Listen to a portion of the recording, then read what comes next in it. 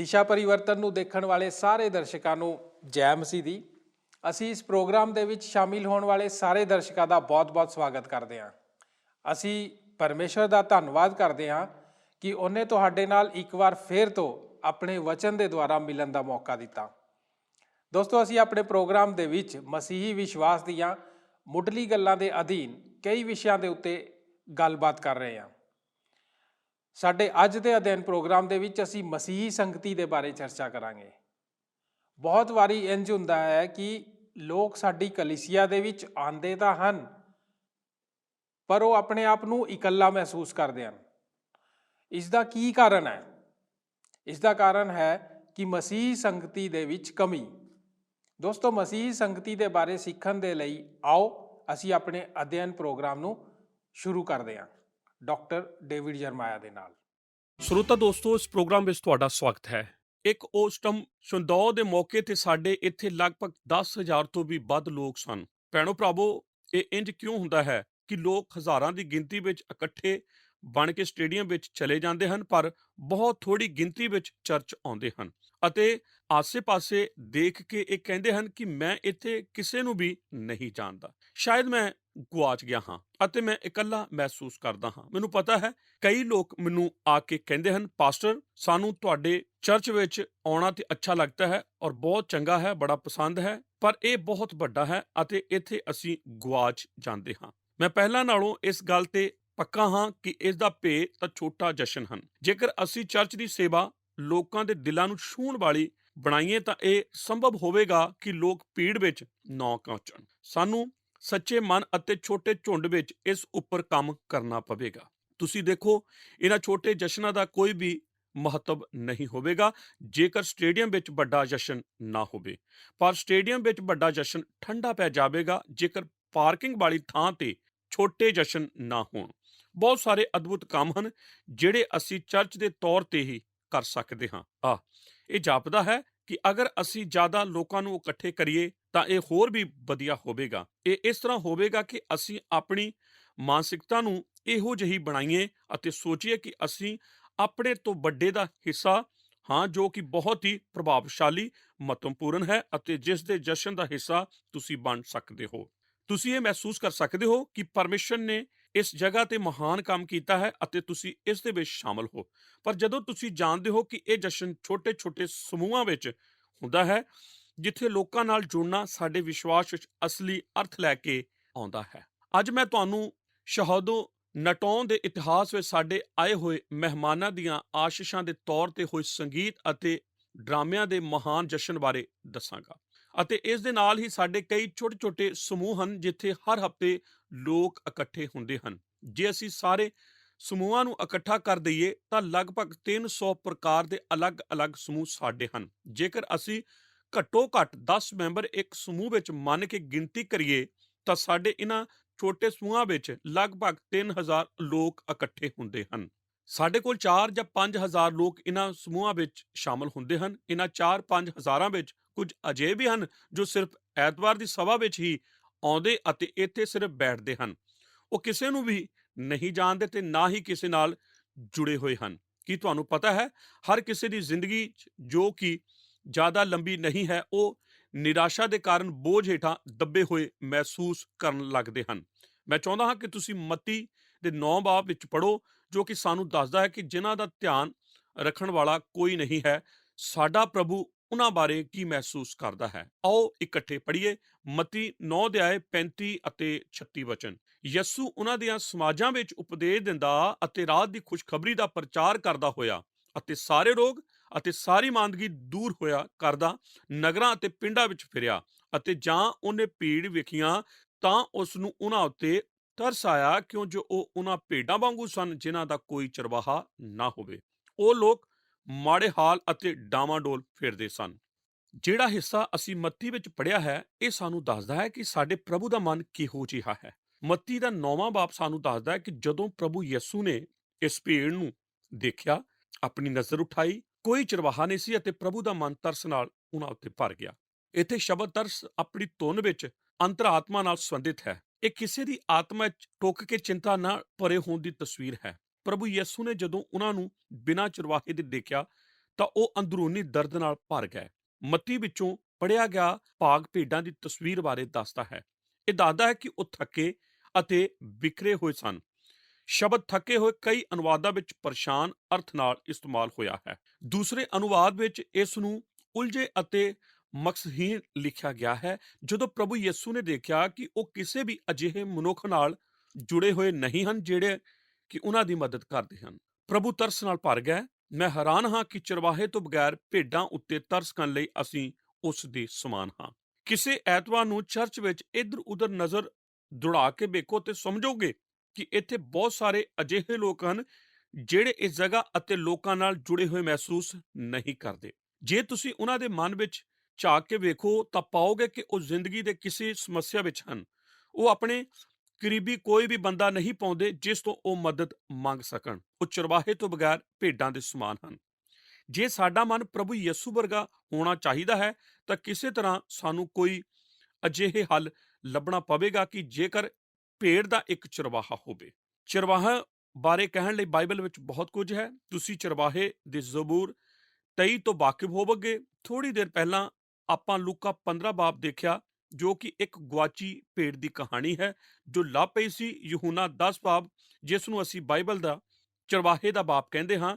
ਜੇ ਤੁਸੀਂ ਇਹਨਾਂ ਸਾਰੇ ਭਾਗਾਂ ਨੂੰ ਇਕੱਠਾ ਕਰੋ ਤਾਂ ਤੁਸੀਂ ਚਰਵਾਹੇ ਦੀ ਸਿੱਖਿਆ ਪਾ ਸਕਦੇ ਹੋ।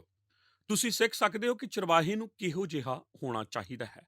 ਜਦੋਂ ਤੁਸੀਂ ਇਸ ਗੱਲ ਨੂੰ ਸਮਝਣਾ ਸ਼ੁਰੂ ਕਰਦੇ ਹੋ ਚਰਵਾਹੇ ਨੂੰ ਕੀ ਕਰਨਾ ਚਾਹੀਦਾ ਹੈ ਤਾਂ ਤੁਸੀਂ ਜਾਣ ਜਾਓਗੇ ਕਿ ਉਹ ਕਿਹੜੀਆਂ ਚੀਜ਼ਾਂ ਹਨ ਜੋ ਅਜੇ ਤੱਕ ਨਹੀਂ ਹੋ ਰਹੀਆਂ ਹਨ। ਮੈਂ ਅੱਜ ਚਾਹੁੰਦਾ ਹਾਂ ਕਿ ਤੁਸੀਂ ਆਪਣੀ ਜ਼ਿੰਦਗੀ ਦੇ ਲੋਕਾਂ ਬਾਰੇ ਸੋਚੋ ਜਿਨ੍ਹਾਂ ਨੇ ਤੁਹਾਡੀ ਜ਼ਿੰਦਗੀ ਵਿੱਚ ਇੱਕ ਚਰਵਾਹੇ ਦੀ ਭੂਮਿਕਾ ਨਿਭਾਈ ਸੀ। ਮੈਂ ਤੁਹਾਡੇ ਪਾਸਟਰ ਬਾਰੇ ਨਹੀਂ ਕਹਿ ਰਿਹਾ। ਇਸ ਚਰਚ ਦੀ ਨਿਗਰਾਨੀ ਕਰਨ ਕਰਕੇ ਮੈਂ ਇਸ ਦਾ ਚਰਵਾਹਾ ਹਾਂ, ਪਰ ਤੁਹਾਡੇ ਜੀਵਨ ਵਿੱਚ ਉਹ ਕੌਣ ਲੋਕ ਹਨ ਜੋ ਤੁਹਾਨੂੰ ਅੱਗੇ ਵਧਾਉਂਦੇ ਹਨ ਤਾਂ ਕਿ ਉਸ ਮੁਕਾਮ ਨੂੰ ਪਾ ਸਕੋ। ਤੁਸੀਂ ਇਸ ਕੰਮ ਨੂੰ ਕਿਸ ਤਰ੍ਹਾਂ ਕਰਦੇ ਹੋ ਜਾਂ ਫਿਰ ਉਸ ਕੰਮ ਨੂੰ ਕਰਨ ਲਈ ਤੁਸੀਂ ਕਿਸ ਦੀ ਚਿੰਤਾ ਕਰਦੇ ਹੋ। ਤੁਹਾਡੀਆਂ ਛੋਟੀਆਂ ਜਿਹੀਆਂ ਮੰਡਲੀਆਂ ਵਿੱਚ ਉਹ ਕਿਹੜੇ ਲੋਕ ਹਨ ਜਿਹੜੇ ਤੁਹਾਡੇ ਨਾਲ ਰਿਸ਼ਤਾ ਹੋਣ ਦਾ ਅਹਿਸਾਸ ਕਰਵਾਉਂਦੇ ਹਨ। ਮੈਂ ਤੁਹਾਨੂੰ ਇਸ ਸੰਭਾਵਨਾ ਬਾਰੇ ਦੱਸਣਾ ਚਾਹੁੰਦਾ ਹਾਂ ਜੋ ਕਿ ਤੁਸੀਂ ਇਸ ਕਲੀਸਿਆ ਲਈ ਕਰ ਸਕਦੇ ਹੋ, ਬਲਕਿ ਬਹੁਤ ਕੁਝ ਕਰ ਸਕਦੇ ਹੋ ਅਤੇ ਪਰਮੇਸ਼ਰ ਚਾਹੁੰਦਾ ਹੈ ਕਿ ਤੁਸੀਂ ਇਸ ਨੂੰ ਕਰੋ ਕਿਉਂ ਜੋ ਤੁਸੀਂ ਇਸ ਨੂੰ ਕਰ ਸਕਦੇ ਹੋ। ਲੋਕ ਅਕਸਰ ਮੇਰੇ ਕੋਲ ਆ ਕੇ ਪੁੱਛਦੇ ਹਨ, ਪਾਸਟਰ ਜੀ ਤੁਹਾਨੂੰ ਚਰਵਾਹਾ ਹੋਣਾ ਚਾਹੀਦਾ ਸੀ, ਤੁਸੀਂ ਮੇਰੇ ਨਾਲ ਮਜ਼ਾਕ ਕਰ ਰਹੇ ਹੋ। ਤੁਸੀਂ 9000 ਲੋਕਾਂ ਦੀ ਚਰਵਾਹੀ ਕਰਨ ਦੀ ਕਲਪਨਾ ਕਰ ਸਕਦੇ ਹੋ।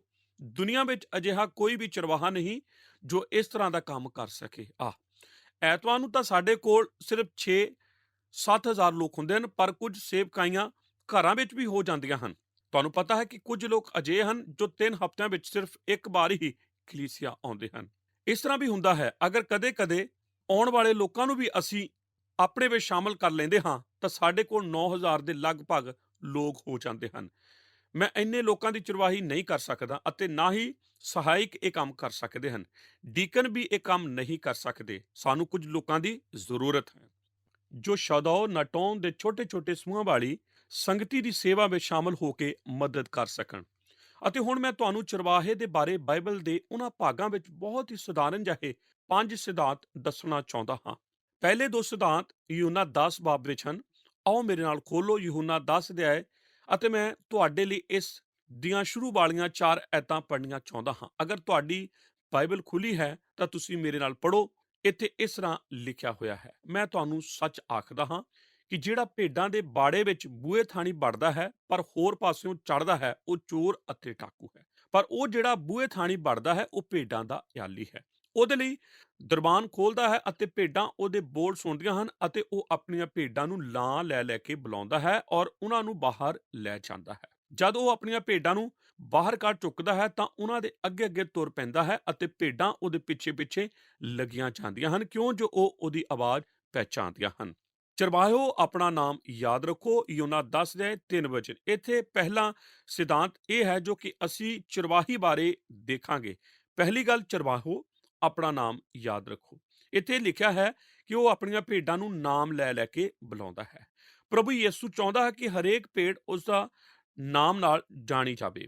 ਮੈਨੂੰ ਯਾਦ ਹੈ ਜਦੋਂ ਕਾਫੀ ਸਾਲ ਪਹਿਲਾਂ ਮੈਂ ਇਸ ਕਲੀਸਿਆ ਵਿੱਚ ਆਇਆ ਸੀ ਤਾਂ ਮੈਂ ਮੈਂਬਰ ਦੇ ਨਾਮਾਂ ਵਾਲੀ ਕਿਤਾਬ ਚੁੱਕੀ ਅਤੇ ਫੋਟੋ ਵੇਖ ਵੇਖ ਕੇ ਉਹਨਾਂ ਨਾਮ ਯਾਦ ਕਰਨ ਦੀ ਕੋਸ਼ਿਸ਼ ਕੀਤੀ। ਮੈਂ ਇੱਥੇ ਟਿੱਪਣੀ ਕਰਨੀ ਚਾਹੁੰਦਾ ਹਾਂ ਕਿ ਤੁਸੀਂ ਕਿਤਾਬ ਵਿੱਚ ਤਸਵੀਰ ਵਰਗੀ ਕੋਈ ਚੀਜ਼ ਨਾ ਵੇਖੋਗੇ, ਪਰ ਫਿਰ ਵੀ ਇਹ ਬੜੀ ਦਿਲਚਸਪ ਵਾਲਾ ਕੰਮ ਸੀ ਅਤੇ ਹਰ ਰੋਜ਼ ਇਸ ਕੰਮ ਲਈ ਕੁਝ ਘੰਟੇ ਲਗਾਤਾਰ ਮੈਨੂੰ ਦੇਣੇ ਪੈਂਦੇ ਸਨ। ਮੈਂ ਪੂਰੇ ਮਨ ਨਾਲ ਵਿਸ਼ਵਾਸ ਕਰਦਾ ਹਾਂ ਕਿ ਹਰ ਕਿਸੇ ਨੂੰ ਕੋਈ ਨਾ ਕੋਈ ਚਾਹੀਦਾ ਹੈ ਜੋ ਉਸ ਦਾ ਨਾਮ ਜਾਣਦਾ ਹੋਵੇ। ਜਦੋਂ ਐਤਵਾਰ ਨੂੰ ਮੈਂ ਇਸ ਜਗ੍ਹਾ ਤੇ ਖਲੋਂਦਾ ਹਾਂ ਤਾਂ ਹਰ ਕੋਈ ਮੇਰੇ ਨਾਮ ਨੂੰ ਜਾਣਦਾ ਹੈ ਅਤੇ ਇਹ ਚੰਗੀ ਗੱਲ ਵੀ ਹੈ। ਪਰ ਤੁਸੀਂ ਹੈਰਾਨ ਹੋਵੋਗੇ, ਕਈ ਵਾਰੀ ਲੋਕ ਮੈਨੂੰ ਦੂਜੀਆਂ ਸੰਗਤੀਆਂ ਕਰਕੇ ਭੁੱਲ ਜਾਂਦੇ ਹਨ। ਇੱਕ ਵਾਰੀ ਮੈਂ ਇੱਕ ਦੁਕਾਨ ਤੇ ਗਿਆ ਅਤੇ ਇੱਕ ਆਦਮੀ ਨੇ ਮੈਨੂੰ ਆ ਕੇ ਕਿਹਾ, ਤੁਸੀਂ ਗੋਲਪਈ ਗੌਰਮੈਂਟ ਹੋ। ਦੂਜੇ ਲੋਕਾਂ ਨੇ ਮੈਨੂੰ ਬੇਬੀ ਨਾਈਟ ਸਮਝਿਆ, ਪਰ ਮੇਰੇ ਲਈ ਵਧੀਆ ਅਨੁਭਵ ਇਹ ਹੁੰਦਾ ਹੈ ਕਿ ਲੋਕ ਮੈਨੂੰ ਦੂਜੇ ਮਸੀਹੀ ਆਗੂਆਂ ਵਿੱਚ ਸਮਝਦੇ ਹਨ। ਇੱਕ ਵਾਰੀ ਮੈਂ ਅਤੇ ਮੇਰੇ ਬੇਟਾ ਡੇਵਿਡ ਮਾਈਕਲ ਮਸੀਹ ਕਿਤਾਬਾਂ ਵਾਲੀ ਦੁਕਾਨ ਤੇ ਗਏ ਅਤੇ ਉੱਥੇ ਕੰਮ ਕਰਨ ਵਾਲੀ ਇੱਕ ਮਹਿਲਾ ਕਲਰਕ ਨੇ ਆ ਕੇ ਮੈਨੂੰ ਕਿਹਾ, ਮੈਂ ਜਾਣਦੀ ਹਾਂ ਤੁਸੀਂ ਕੌਣ ਹੋ। ਇਹ ਸੱਚਮੁੱਚ ਬੜਾ ਚੰਗਾ ਲੱਗਦਾ ਹੈ ਜਦੋਂ ਤੁਹਾਨੂੰ ਕੋਈ ਇਸ ਤਰ੍ਹਾਂ ਕਹੇ। ਉਹ ਬਹੁਤ ਖੁਸ਼ ਹੋਈ ਅਤੇ ਆਪਣੇ ਮੈਨੇਜਰ ਅਤੇ ਉੱਥੇ ਕੰਮ ਕਰਨ ਵਾਲੇ ਦੂਜੀਆਂ ਔਰਤਾਂ ਨੂੰ ਇਕੱਠੀਆਂ ਕਰਕੇ ਕਹਿਣ ਲੱਗੀ, ਭੈਣੋ, ਕੀ ਤੁਹਾਨੂੰ ਪਤਾ ਹੈ ਇਹ ਕੌਣ ਹੈ? ਇਹ ਜੋਸ਼ ਮੈਕਡਮਲ ਹੈ। ਇਸ ਦੀਆਂ ਕਿਤਾਬਾਂ ਸਾਡੀ ਦੁਕਾਨ ਤੇ ਹਨ। ਉਹ ਬਹੁਤ ਖੁਸ਼ ਹੋਈ ਅਤੇ ਜੋਸ਼ ਮੈਕਡਮਲ ਦੀ ਕਿਤਾਬ ਲਿਆ ਕੇ ਮੈਨੂੰ ਕਿਹਾ ਕਿ ਇਸ ਦੇ ਉੱਤੇ ਦਸਤਕ ਕਰ ਦਿਓ। ਮੈਂ ਜੋਸ਼ ਦੇ ਦਸਤਕ ਕਰਕੇ ਕਿਤਾਬ ਵਾਪਸ ਦੇ ਦਿੱਤੀ ਅਤੇ ਵਾਪਸ ਆ ਗਿਆ। ਮੈਨੂੰ ਪਤਾ ਹੀ ਨਹੀਂ ਸੀ ਕਿ ਮੈਂ ਹੋਰ ਕੀ ਕਰਾਂ। ਉਹ ਤਾਂ ਹੀ ਸੋਚਦੀ ਸੀ ਕਿ ਮੈਂ ਜੋਸ਼ ਮੈਕਡਮ ਹਾਂ। ਮੈਂ ਇਸ ਗੱਲ ਤੇ ਹੱਸਿਆ ਸੀ, ਪਰ ਇਸ ਗੱਲ ਨੇ ਮੈਨੂੰ ਬਹੁਤ ਪ੍ਰਭਾਵਿਤ ਕੀਤਾ ਕਿ ਉਸ ਨੇ ਮੈਨੂੰ ਜੋਸ਼ ਮੈਕਡਮਲ ਸਮਝਿਆ, ਕਿਉਂਕਿ ਹਰ ਕੋਈ ਆਪਣੇ ਨਾਮ ਨਾਲ ਜਾਣਿਆ ਪਸੰਦ ਕਰਦਾ ਹੈ। ਤੁਹਾਨੂੰ ਪਤਾ ਹੈ ਕਿ ਸਾਡਾ ਨਾਮ ਇਸ ਸੰਸਾਰ ਵਿੱਚ ਬਹੁਤ ਹੀ ਮਹੱਤਵਪੂਰਨ ਹੈ ਅਤੇ ਯਿਸੂ ਮਸੀਹ ਚਾਹੁੰਦਾ ਹੈ ਕਿ ਉਸ ਦੀਆਂ ਭੇਡਾਂ ਦੇ ਲਈ ਕੋਈ ਅਜਿਹਾ ਹੋਵੇ ਜੋ ਉਹਨਾਂ ਦੇ ਨਾਂ ਜਾਣਦਾ ਹੋਵੇ। ਨਾਮ ਸਿਰਫ ਕਾਗਜ਼ੀ ਤੌਰ ਤੇ ਨਹੀਂ ਅਤੇ ਨਾ ਹੀ ਸਿਰਫ ਸੰਡੇ ਸਕੂਲ ਅਤੇ ਖਾਤੇ ਵਿੱਚ ਜਾਣਨਾ। ਅਸੀਂ ਪਰਮੇਸ਼ਰ ਦੁਆਰਾ ਸਿਰਜੇ ਗਏ ਹਾਂ ਤਾਂ ਕਿ ਦੂਜਿਆਂ ਦੇ ਜ਼ਰੀਏ ਪਹਿਚਾਣੇ ਜਾਈਏ ਅਤੇ ਇਸ ਤੋਂ ਵੱਧ ਕੇ ਮਹੱਤਵਪੂਰਨ ਕੁਝ ਨਹੀਂ ਹੋ ਸਕਦਾ ਕਿ ਕਿਸੇ ਛੋਟੀ ਜਿਹੀ ਮੰਡਲੀ ਵਿੱਚ ਤੁਸੀਂ ਨਾਮ ਨਾਲ ਜਾਣੇ ਜਾਂਦੇ ਹੋ। ਇਹ ਬੜਾ ਅਦਭੁਤ ਹੈ ਕਿ ਛੋਟੇ ਜਿਹੇ ਜਸ਼ਨ ਵਿੱਚ ਹਰ ਕੋਈ ਇੱਧਰ ਉੱਧਰ ਵੇਖਦਾ ਹੈ ਅਤੇ ਸਭਨਾਂ ਨੂੰ ਉਹਨਾਂ ਦੇ ਨਾਮ ਲੈ ਕੇ ਬੁਲਾਉਂਦੇ ਹਨ ਅਤੇ ਉਹ ਸਭ ਇੱਕ ਦੂਜੇ ਨਾਲ ਜੁੜੇ ਮਹਿਸੂਸ ਕਰਦੇ ਹਨ।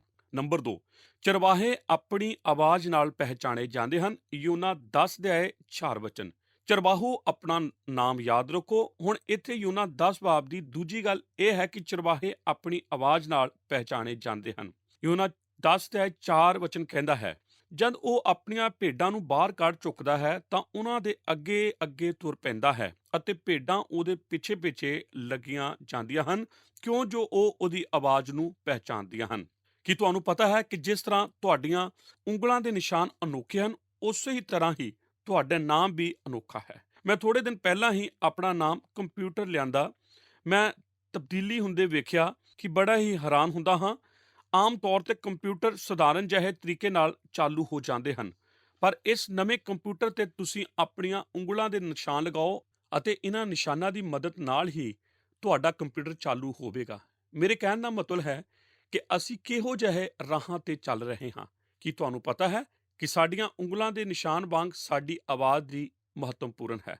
ਦਰਅਸਲ ਕੁਝ ਅਜਿਹੀਆਂ ਮਸ਼ੀਨਾਂ ਵੀ ਹਨ ਜੋ ਸਾਡੀਆਂ ਆਵਾਜ਼ ਦੀ ਪਹਿਚਾਣ ਨਾਲ ਚੱਲਦੀਆਂ ਹਨ। ਇਹ ਤੁਹਾਡੀ ਆਵਾਜ਼ ਨੂੰ ਪਹਿਚਾਣ ਕੇ ਉਸ ਬਾਰੇ ਦੱਸਦੀਆਂ ਹਨ। ਤੁਹਾਡੀ ਆਵਾਜ਼ ਵਰਗੀ ਸੰਸਾਰ ਵਿੱਚ ਕੋਈ ਹੋਰ ਆਵਾਜ਼ ਨਹੀਂ ਹੈ। ਇਹ ਤੁਹਾਡੀਆਂ ਉਂਗਲਾਂ ਦੇ ਨਿਸ਼ਾਨ ਵਾਂਗ ਹੀ ਅਨੋਖੀ ਹੈ। ਅਸੀਂ ਪਰਮੇਸ਼ਰ ਦੇ ਦੁਆਰਾ ਸਿਰਜੇ ਗਏ ਹਾਂ ਕਿ ਦੂਜਿਆਂ ਦੇ ਜ਼ਰੀਏ ਪਹਿਚਾਣੇ ਜਾਈਏ।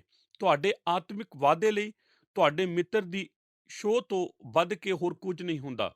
ਕੁਝ ਸਾਲ ਪਹਿਲਾਂ ਮੈਂ ਤਿਉਣ ਵਿੱਚ ਕੁਝ ਮਿਸ਼ਨੀਆਂ ਦੇ ਝੁੰਡ ਨੂੰ ਸੰਬੋਧਨ ਕਰ ਰਿਹਾ ਸੀ। ਜਦੋਂ ਨਾਸ਼ਤਾ ਕਰਨ ਲਈ ਇੱਕ ਹੋਟਲ ਵਿੱਚ ਗਿਆ ਤਾਂ ਮੇਜ਼ਬਾਨ ਨੇ ਮੈਨੂੰ ਆ ਕੇ ਪੁੱਛਿਆ ਕਿ ਮੈਨੂੰ ਸਿਗਰਟ ਚਾਹੀਦੀ ਹੈ ਜਾਂ ਨਹੀਂ। ਮੈਂ ਨਾ ਕਹਿ ਦਿੱਤੀ, ਇੱਕ ਸਧਾਰਨ ਜਿਹਾ ਜਵਾਬ, ਅਤੇ ਉਸਨੇ ਮੈਨੂੰ ਕਿਹਾ, ਤੁਸੀਂ ਬਹੁਤ ਵਧੀਆ ਹੋ। ਮੈਂ ਬੜਾ ਖੁਸ਼ ਸੀ ਕਿ ਮੈਂ ਨਾ ਕਿਹਾ। ਉਸਨੇ ਮੇਰੀ ਆਵਾਜ਼ ਰੇਡੀਓ ਉੱਪਰ ਸੁਣੀ ਸੀ ਅਤੇ ਪਹਿਚਾਣ ਲਿਆ ਸੀ। ਮੈਂ ਸੋਚਿਆ ਕਰਦਾ ਸੀ ਕਿ ਕਦੇ ਰੋਨੋ ਚੰਗ ਦੀ ਆਵਾਜ਼ ਨੂੰ ਕਿਸ ਥਾਂ ਤੋਂ ਸੁਣਾਂਗਾ। ਉਹਦੀ ਆਵਾਜ਼ ਸਭ ਤੋਂ ਅਲੱਗ ਅਤੇ ਵਿਲੱਖਣ ਸੀ। ਮੈਂ ਓਦਰਿਓਨ ਗੈਰਸਸ ਦੀ ਆਵਾਜ਼ ਕਿਸੇ ਵੀ ਜਗ੍ਹਾ ਤੇ ਪਹਿਚਾਣ ਲਵਾਂਗਾ। ਤੁਸੀਂ ਆਵਾਜ਼ ਨੂੰ ਸੁਣਦੇ ਅਤੇ ਪਹਿਚਾਣਦੇ ਵੀ ਹੋ।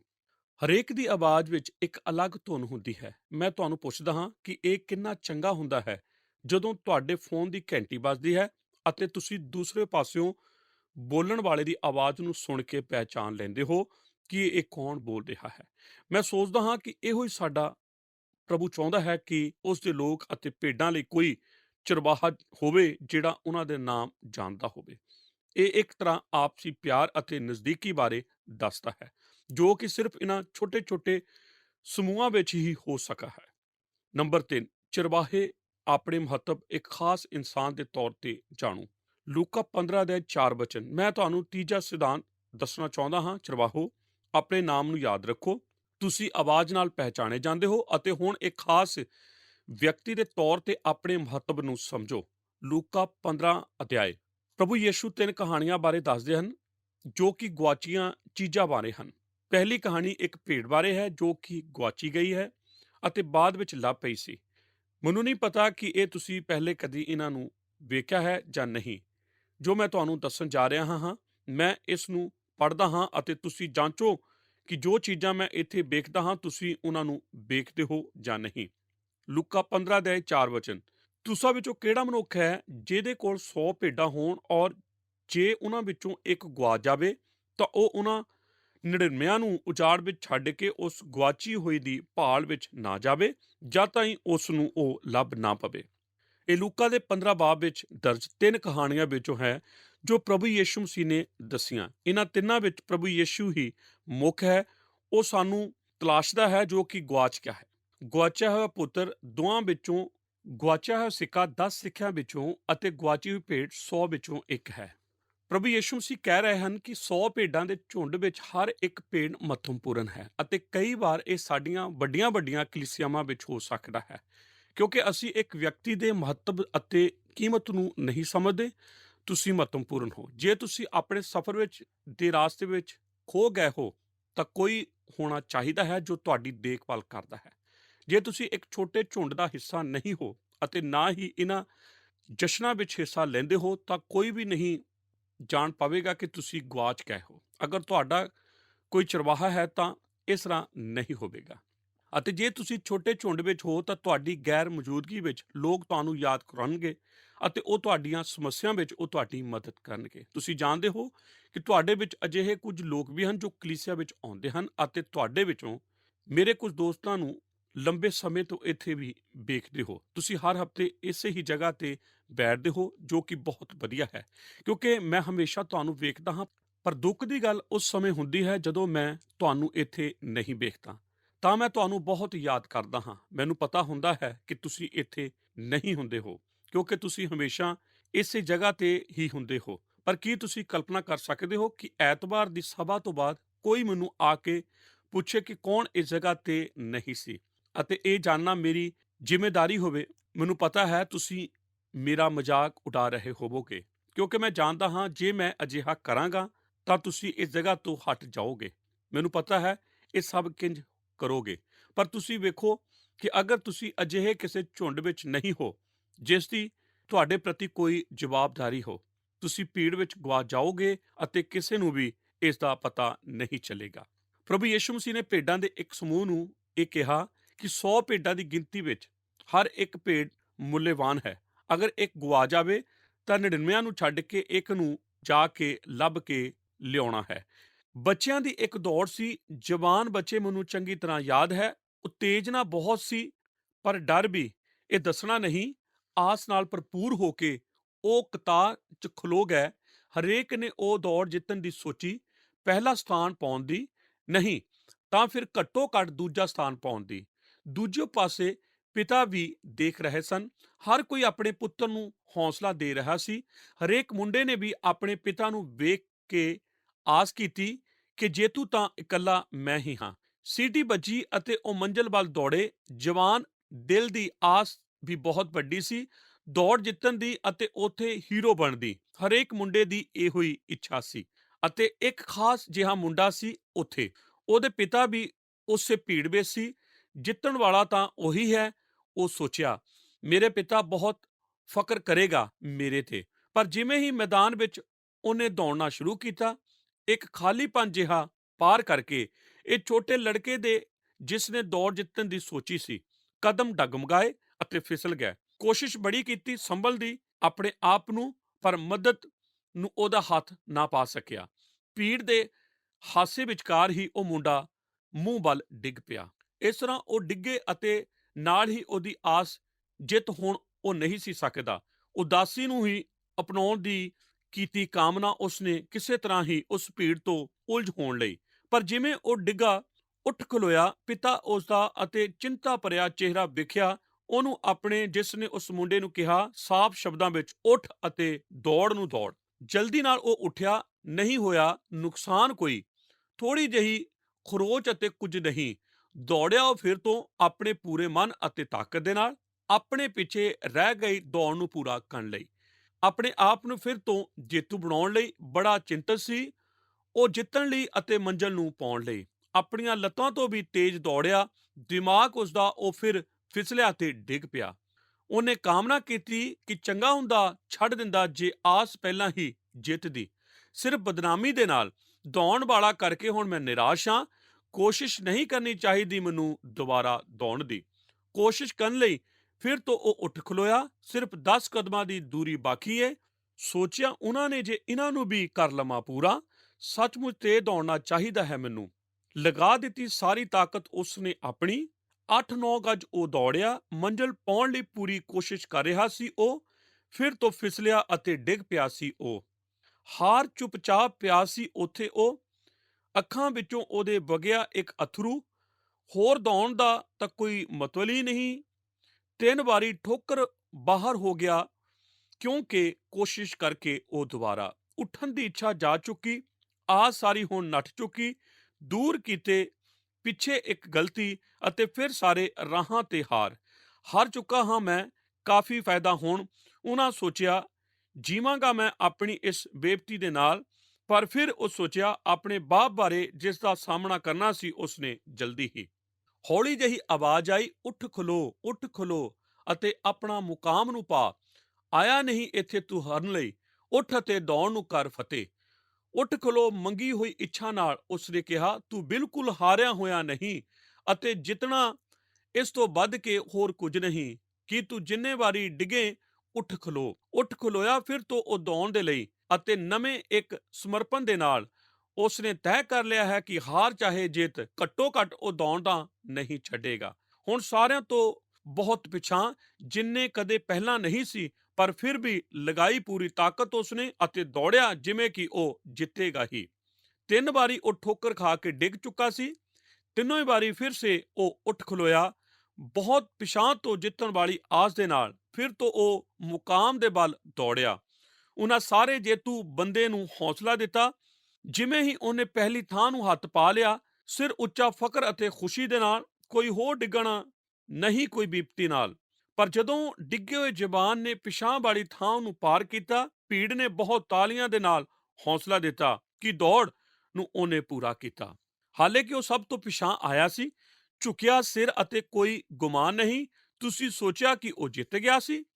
ਭੀੜ ਦੇ ਕੋਲ ਉਹ ਸੁਣਨ ਦੇ ਲਈ ਅਤੇ ਆਪਣੇ ਪਿਤਾ ਨੂੰ ਉਹਨੇ ਉਦਾਸੀ ਨਾਲ ਕਿਹਾ, ਮੈਂ ਚੰਗਾ ਪ੍ਰਦਰਸ਼ਨ ਨਹੀਂ ਕਰ ਸਕਿਆ, ਮੇਰੇ ਲਈ ਤੂੰ ਜਿੱਤ ਗਿਆ। ਤੂੰ ਜਿੰਨੇ ਵਾਰੀ ਡਿੱਗਿਆ, ਉੱਠ ਖੜਿਆ। ਹੁਣ ਜਦੋਂ ਸਭ ਕੁਝ ਹਨੇਰਾ ਅਤੇ ਮੁਸ਼ਕਲਾਂ ਜਾਪੇ ਅਤੇ ਸਾਹਮਣਾ ਕਰਨਾ ਔਖਾ ਹੋਵੇ, ਉਹ ਛੋਟੇ ਜਿਹੇ ਬਾਲਕ ਦੀ ਯਾਦ ਮੇਰੀ ਖੁਦ ਦੀ ਦੌੜ ਵਿੱਚ ਮੇਰੀ ਮਦਦ ਕਰਦੀ ਹੈ। ਕਿਉਂਕਿ ਜੀਵਨ ਦੀ ਦੌੜ ਵੀ ਉਸ ਦੌੜ ਦੀ ਸਮਾਨ ਹੀ ਹੈ। ਉਤਾਰ ਚੜਾਅ ਹੀ ਤੇ ਹਨ ਇਹਦੇ ਵਿੱਚ। ਅਤੇ ਜਿੱਤਣ ਲਈ ਤੁਸੀਂ ਜੋ ਕਰਨਾ ਹੈ, ਬਸ ਉੱਠੋ ਖਲੋਵੋ। ਜਦੋਂ ਵੀ ਤੁਸੀਂ ਡਿੱਗੋ, ਛੱਡ ਦੇ, ਭੁੱਲ ਜਾ ਤੂੰ ਹਰਿਆ ਹੋਇਆ ਏ। ਉਹ ਅੱਜ ਵੀ ਰੌਲਾ ਪਾਉਂਦੇ ਨੇ, ਪਰ ਮੇਰੇ ਅੰਦਰੋਂ ਆਵਾਜ਼ ਆਉਂਦੀ ਹੈ, ਉੱਠ ਅਤੇ ਦੌੜ ਨੂੰ ਫਤਿਹ ਕਰ। ਕੁਝ ਸਾਲ ਪਹਿਲਾਂ ਮੈਨੂੰ ਕਿਸੇ ਨੇ ਦੱਸਿਆ ਕਿ ਮਸੀਹੀ ਜੀਵਨ ਡਿੱਗਣਾ ਅਤੇ ਉੱਠਣਾ ਤੋਂ ਵੱਧ ਕੇ ਹੋਰ ਕੁਝ ਨਹੀਂ ਹੈ। ਸਵਰਗ ਦੇ ਰਾਹ ਤੇ ਬਸ ਡਿੱਗਣਾ ਉੱਠਣਾ ਤੇ ਡਿੱਗਣਾ ਉੱਠਣਾ ਹੀ ਹੈ। ਸ਼ੁਰੂਆਤ ਵਿੱਚ ਇਹ ਥੋੜਾ ਅਜੀਬ ਰਿਹਾ ਲੱਗਦਾ ਹੈ। ਮੈਂ ਤਾਂ ਆਪਣਾ ਸਾਰਾ ਜੀਵਨ ਹੀ ਇਸੇ ਤਰ੍ਹਾਂ ਬਿਤਾ ਦਿੱਤਾ ਹੈ। ਪਰ ਤੁਹਾਡੇ ਵਿੱਚੋਂ ਕਿੰਨੇ ਅੱਜ ਕਹਿਣਗੇ ਕਿ ਇਹ ਬਿਲਕੁਲ ਠੀਕ ਹੈ, ਇਹ ਬਿਲਕੁਲ ਠੀਕ ਹੈ। ਅਤੇ ਜੇ ਤੁਸੀਂ ਜਾਣਦੇ ਹੋ ਕਿ ਕਈ ਵਾਰ ਜਦੋਂ ਤੁਸੀਂ ਜ਼ਿੰਦਗੀਆਂ ਦੀਆਂ ਰਾਹਾਂ ਤੋਂ ਗੁਜ਼ਰਦੇ ਹੋ ਤਾਂ ਲੱਗੇਗਾ ਕਿ ਜ਼ਿੰਦਗੀ ਬਿਲਕੁਲ ਤੁਹਾਡੇ ਖਿਲਾਫ ਖਲੋ ਗਈ ਹੈ ਅਤੇ ਤੁਸੀਂ ਡਿੱਗ ਜਾਂਦੇ ਹੋ।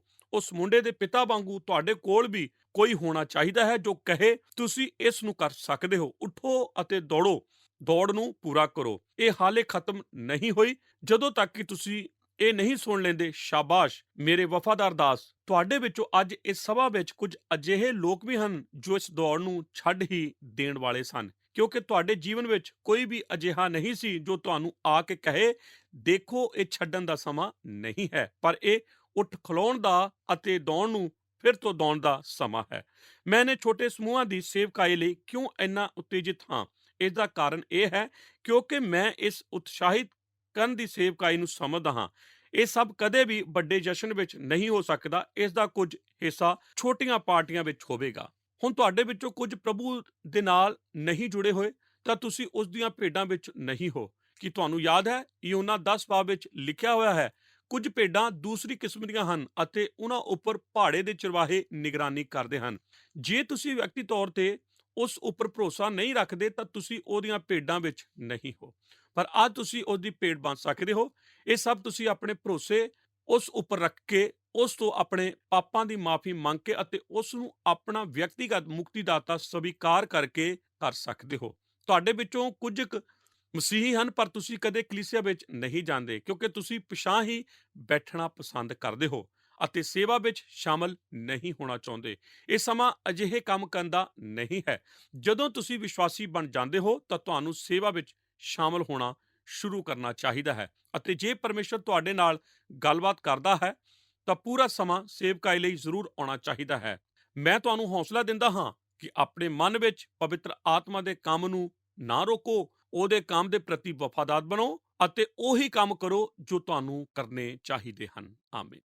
ਪਿਆਰੇ ਦਰਸ਼ਕੋ, ਸਾਡੇ ਨਾਲ ਇਸ ਪ੍ਰੋਗਰਾਮ ਦੇ ਵਿੱਚ ਬਣੇ ਰਹਿਣ ਦੇ ਲਈ ਤੁਹਾਡਾ ਧੰਨਵਾਦ।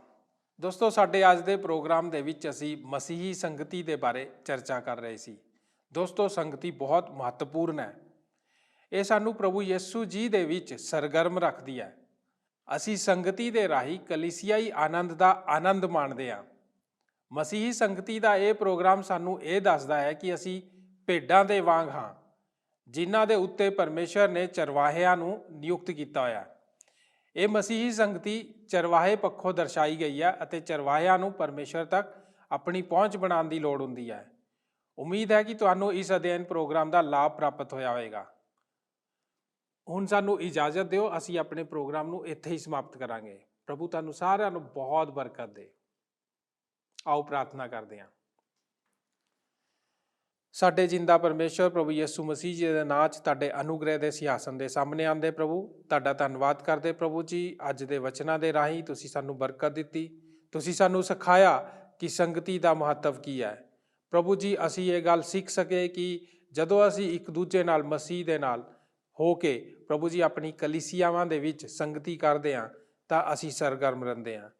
ਪ੍ਰਭੂ ਜੀ, ਅਸੀਂ ਤੁਹਾਡਾ ਧੰਨਵਾਦ ਕਰਦੇ ਹਾਂ ਕਿ ਤੁਸੀਂ ਸਾਡੇ ਵਿਚਕਾਰ ਹੁੰਦੇ ਹੋ, ਸਾਨੂੰ ਆਸ਼ੀਸ਼ ਔਰ ਬਰਕਤ ਦਿੰਦੇ ਹੋ। ਅੱਜ ਦੇ ਇਸ ਪ੍ਰੋਗਰਾਮ ਵਾਸਤੇ ਅਸੀਂ ਤੁਹਾਡਾ ਧੰਨਵਾਦ ਕਰਦੇ ਹਾਂ ਕਿਉਂਕਿ ਤੁਸੀਂ ਆਪਣੀ ਸ਼ਕਤੀ ਦੇ ਰਾਹੀਂ ਸਾਨੂੰ ਸਰਗਰਮ ਕੀਤਾ ਹੈ, ਆਪਣੀ ਸੰਗਤੀ ਦੇ ਰਾਹੀਂ ਸਾਨੂੰ ਸਰਗਰਮ ਕੀਤਾ ਹੈ। ਪਿਤਾ ਪਰਮੇਸ਼ਵਰ, ਅਸੀਂ ਧੰਨਵਾਦ ਕਰਦੇ ਹਾਂ ਕਿ ਤੁਸੀਂ ਸਾਨੂੰ ਇਹ ਸਿਖਾਇਆ ਕਿ ਪ੍ਰਭੂ ਅਸੀਂ ਇਸ ਸੰਗਤੀ ਦੇ ਰਾਹੀਂ ਇੱਕ ਦੂਜੇ ਦੀ ਲੋੜਾਂ ਨੂੰ ਪੂਰੀ ਕਰ ਸਕੀਏ, ਇੱਕ ਦੂਜੇ ਨੂੰ ਉਤਸ਼ਾਹਿਤ ਕਰ ਸਕੀਏ, ਇੱਕ ਦੂਜੇ ਦੀ ਆਤਮਿਕ ਤਰੱਕੀ ਦੇ ਵਿੱਚ ਯੋਗਦਾਨ ਦੇ ਸਕੀਏ। ਧੰਨਵਾਦ ਕਰਦੇ ਹਾਂ ਇਸ ਅੱਛੇ ਪ੍ਰੋਗਰਾਮ ਵਾਸਤੇ। ਯਿਸੂ ਨਾਸਰੀ ਜੀ ਦੇ ਨਾਂ 'ਚ ਮੰਗਦੇ ਹਾਂ, ਆਮੀਨ। ਕੀ ਤੁਹਾਨੂੰ ਇਹ ਪ੍ਰੋਗਰਾਮ ਪਸੰਦ ਆਇਆ? ਹੁਣੇ ਸਾਨੂੰ ਇੱਕ ਮਿਸ ਕਾਲ ਦਿਓ ਤੇ ਤੁਸੀਂ ਅਗਲੇ ਜੇਤੂ ਹੋ ਸਕਦੇ ਹੋ।